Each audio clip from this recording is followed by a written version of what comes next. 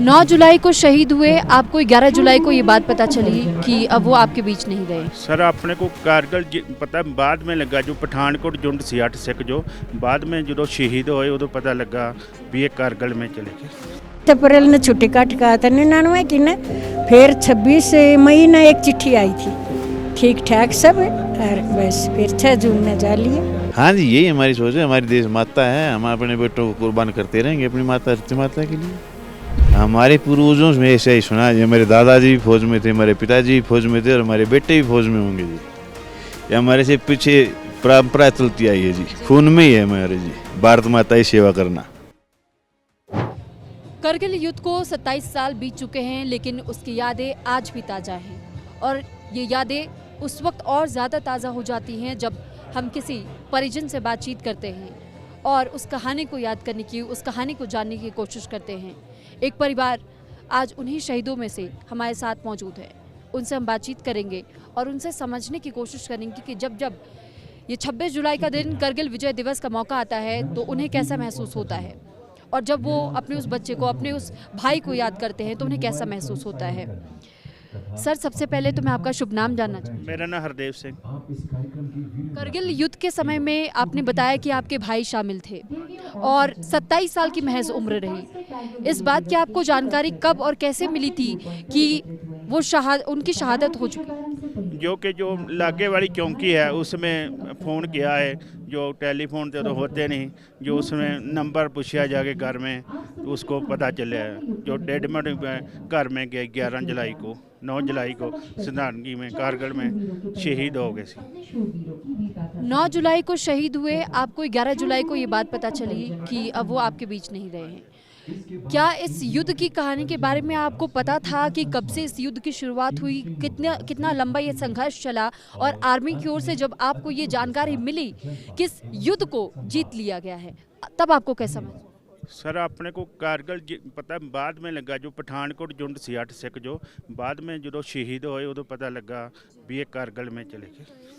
जा रहे हैं जी, आप भाभी हैं उनकी? हाँ जी, नहीं मैं वाइफ हूँ। अच्छा, माफ़ी चाहूँगी आपसे, आप उनकी वाइफ है।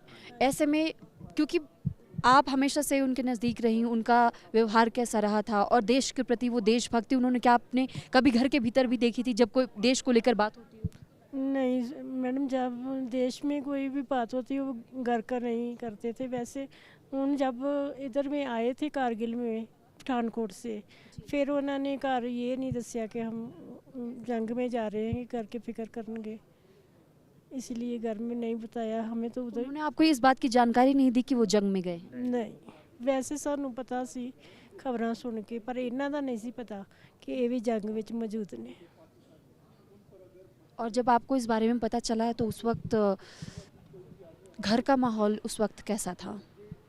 सर घर में जब ऐसे ही सारा परिवार था जैसे हम पहले रह रहे थे, तो लेकिन जब पता लगा दोपहर के 2-2:30 बजे सानू पता लगा कि साडे नज़दीक जो पुलिस स्टेशन है उत्थों गए सीगे बंदे। उन्होंने जो उन्होंने एड्रैस पूछा तो सानू ऑटोमेटिक ही पता चल गया कि कोई ना कोई गल जरूर है।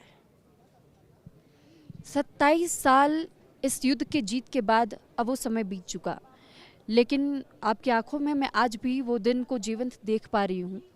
उस दिन को जब आप बार बार यहाँ आती है, करगिल विजय दिवस के मौके पर आर्मी आपको इनवाइट भेजती है, वो दिन बार बार याद आ जाता होगा आपको? हाँ जी, बहुत याद आता मैडम। इत्थे आन के फिर होर भी ज़्यादा ताज़ा हो जाती हैं।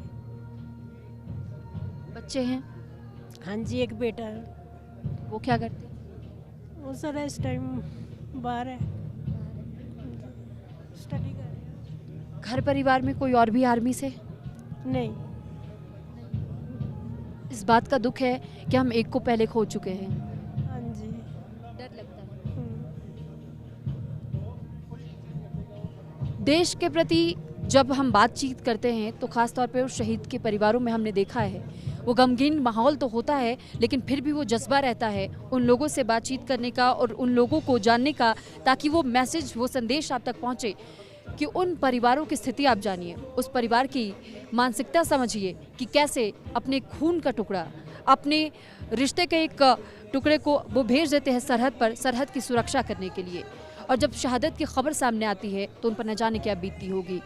आप क्योंकि भाई हैं, सबसे पहले तो मैं माफ़ी चाहूँगी, आप रोइए मत प्लीज़। तो फिलहाल उनकी पत्नी जो कि इस वक्त एक बार फिर भावुक हो गई हैं। एक पत्नी के लिए बहुत कठिन समय होता है जब उसका पति उसका साथ हमेशा के लिए छोड़ जाए, और वो उस आंसू के तहत में हमने उस बात को महसूस भी किया। अब हम जानना चाहते हैं आपसे कि आप भाई हैं उनके, लेकिन जैसे अभी हमने सुना उनकी पत्नी को, उन्होंने भी कहा कि डर लगता है, पीड़ा होती है जब हम सुनते हैं कि अब हमारे परिवार का वो सदस्य हमारे बीच में नहीं रहा। वो घबराहट महसूस होती है, लेकिन फिर भी उन शहीद कई परिवारों से हमने अपने सुना है कि अगर फिर मौका मिला तो देश के नाम हम अपना एक और सदस्य देने को तैयार हैं। ठीक है, चलो उतने ठीक है, बात डर लगता है, पर जो शहीद हो जाता है उस पूरी अमृत हो जाता है, क्योंकि हर वेले उसको याद करते हैं, शहीद का नाम जिंदा मिल जाता है। क्योंकि मौत एक हर बंदे को आती है, जो शहीद है वो शहीद ही रहेगा ना, अपना अमृत नाम कर गया है रोशन। गर्व महसूस होता है, बहुत ज़्यादा सीना चौड़ा हो जाता है। हाँ जी, हाँ जी, ये तो ठीक है मैडम, पर परिवार ਨੂੰ चलाना बहुत औखा हो जाता है बाद में। परिवार पे बहुत ज़्यादा बीतती है और यही इस परिवार का कहना है। बहुत धन्यवाद सर आपका हमसे बातचीत करने के लिए। और हमने ये सुना, जाना, देखा कि किस तरीके से जब हम परिजनों से बातचीत कर रहे हैं, उनके दुख दर्द को महसूस कर रहे हैं, समझने की कोशिश कर रहे हैं, वो आंसू आपने देखे उस आंखों में जिसने अपने पति को खोया, वो भाई जिसने अपने भाई को इस युद्ध के दौरान खो दिया। और उनका ये कहना है कि देखिए, वो परिवार ही समझ पाता है कि अपने कलेजे के टुकड़े को जब उन्होंने सरहद पर भेजा, और वो उनका भाई, एक पति, एक दोस्त, वो ये नहीं बताता कि इस वक्त जंग की शुरुआत हो चुकी है, सिर्फ इस वजह से ताकि परिवार घबराए नहीं। उसे परिवार की भी फिक्र है, उसे सरहद की भी फिक्र है, और वो उस परिवार को सेकेंड प्रायोरिटी पर रखता है। और पहले हमेशा जो प्राथमिकता दी जाती है इंडियन आर्मी के नौजवानों की ओर से, वो सिर्फ और सिर्फ देशभक्ति के नाम पर होती है, सिर्फ देश के नाम पर होती है। 1999 में जो करगिल युद्ध हुआ, उस दौरान कई हमारे वीर जवान शहीद हुए, और उन वीर जवानों की शहादत के बाद से उनके परिजनों का दुख आज भी नहीं भरा। वो जख्म आज भी ताज़ा दिखाई देते हैं उनकी आंखों में। तो कुछ परिवार इस वक्त हमारे साथ मौजूद हैं, उनसे हम बातचीत करेंगे। माता जी, आपका शुभ नाम? मूर्ति देवी। और आपके बेटे का नाम? रविंदर दैया। रविंदर दहिया। कितनी उम्र रही होगी जब आपको ये जानकारी मिली? बेटे की उम्र थी 19 साल 16 दिन। 19 साल की। 1980 का जन्म है, 97 की 28 अगस्त ने भर्ती हुआ था, 98 में ट्रेनिंग काटी थी, 99 में 2 महीने की छुट्टी गया था, 21 अप्रैल ने छुट्टी काट कर आया था 99 की ने। 26 मई ने एक चिट्ठी गई थी, 6 जून ने शहीद हो लिए। 19 साल 16 छुट्टी पर गए थे, लेकिन छुट्टी के दौरान वो चिट्ठी आई थी घर पर। हाँ, 21 अप्रैल ने छुट्टी काट के आया था 99 की ने। फिर 26 मई ने एक चिट्ठी आई थी, ठीक ठाक सब, और बस फिर 6 जून ने जा लिए, 9 जून ने डेड बॉडी गई थी। 1999 करगिल युद्ध जब हुआ तो उस दौरान कई ऐसे जवान थे जिन्हें शहादत मिली, लेकिन उन शहीद परिवारों के ऊपर क्या बीती, और उसमें हमने कुछ ऐसी तस्वीरें देखी और आप तक पहुंचाई भी कि किसी का भाई गया, किसी का बेटा गया, तो किसी का पिता भी गया है। एक ऐसा ही परिवार इस वक्त हमारे साथ मौजूद है। सर, सबसे पहले मैं आपका शुभ नाम और मैडम का शुभ नाम। मेरा नाम जितेंद्र सिंह, कारगिल शहीद श्री कृष्ण लाल का बेटा। मैडम का नाम प्रमिला कुमारी। आपके पिता थे? हाँ जी, मेरे पिताजी थे जी। क्या वो दिन था, कब आपको पता चला कि आपके पास फ़ोन आया, लेटर आया, कैसे जानकारी मिली? टीवी के माध्यम से पता चला था जी। टीवी के माध्यम से न्यूज़ देखा था आपने? आपको इस युद्ध के बारे में बहुत ज़्यादा जानकारी नहीं थी? पहले से नहीं थी जी, बाद में पता चला। वैसे इतना था भाई, कारगिल में युद्ध छट रहा है, तो लड़ाइयाँ चल रही हैं, ये तो सभी को पता था, टीवी से, रेडियो से पता चल जाता था पहले। जब आप लोगों को पता चला कि युद्ध हो रहा है और वहाँ पर ऐसी स्थिति बनी हुई है, मन तो घबराया होगा ज़रूर? हाँ जी, बहुत घबराया था। तो उस वक्त परिवार के बीच में क्या माहौल था? एक डर का माहौल तो था कि वहाँ क्या हो रहा होगा, लेकिन उस टाइम तक मैं इस परिवार से नहीं जुड़ी थी, मैं बाद में ही इस परिवार का हिस्सा हुई हूँ। लेकिन आज मुझे गर्व है कि मैं इस परिवार का हिस्सा हूँ। तो उस वक्त आपने अपने घर के भीतर क्या माहौल देखा?